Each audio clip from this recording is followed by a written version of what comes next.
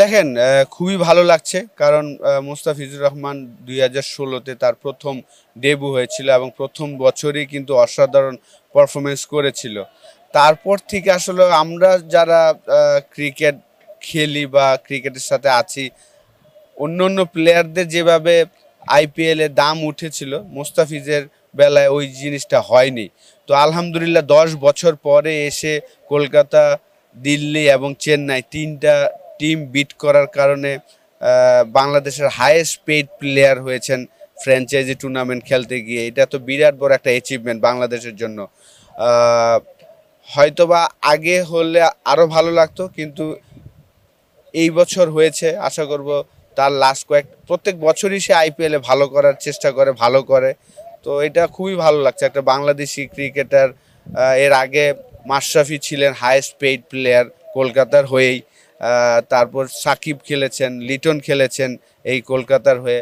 এখন মুস্তাফিজ খেলছেন, সবচেয়ে বেশি পেমেন্ট দিয়ে তাকে নেওয়া হয়েছে। এটা তো খুবই গর্বের বিষয়। বাংলাদেশ থেকে আরও কয়েকটা প্লেয়ার আসলে থাকলে ভালো লাগতো।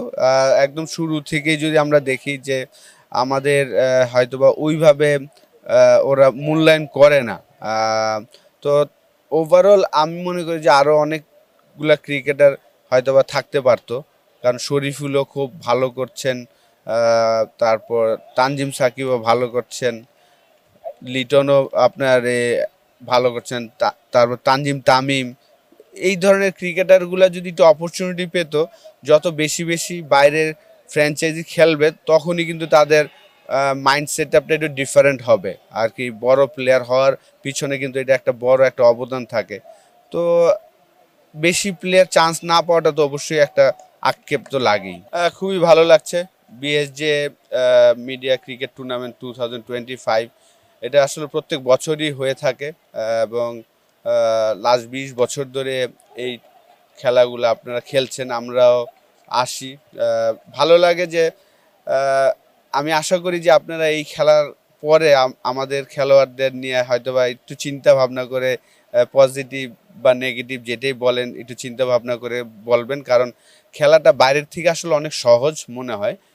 যারা খেলে তারা বলতে পারে যে আসলে ভালো খেললে খুব সহজ লাগে, ভালো না করলে কিন্তু কঠিন খেলাটা। আর বিশেষ করে ব্যাটসম্যানদের জন্য তো একটা বলের খেলা। কিন্তু এই আয়োজনটা খুবই ভালো লাগে যে প্রত্যেক বছরই কিন্তু এই আয়োজনটা করে থাকেন বিএসজে।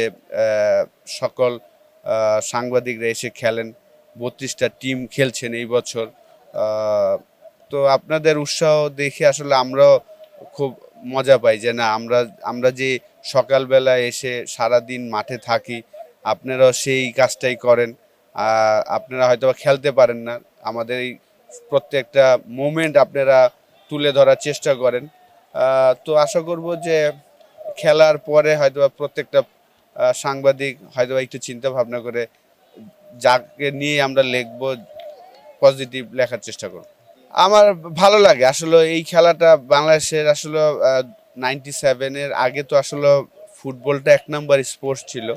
তারপরে আইসিসি ট্রফি জেতার পরে আসলে সবাই ক্রিকেটটা খুব পছন্দ করে খেলে।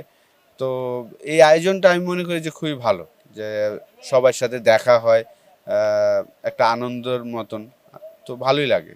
আলহামদুলিল্লাহ, আসলে লাস্ট 2 বছর ধরেই আসলে আমি কোচিং করাচ্ছি বাংলাদেশে। লাস্ট ইয়ার আমি ঢাকা প্রিমিয়ার লিগে ধানমন্ডি স্পোর্টস ক্লাব এবং মহিলাদের প্রিমিয়ার লিগও আপনার গুলশান ইউথ ক্লাবের হয়ে কাজ করেছি। তো ভালো লাগছে, এনজয় করছি। যেহেতু আমি আসলে খেলা ছাড়ার পরে এই প্রফেশনটাই বেছে নিব চিন্তা করেছিলাম। অলমোস্ট খেলার মতনই, সবার আগে আসতে হয়, সবার শেষে যেতে হয়।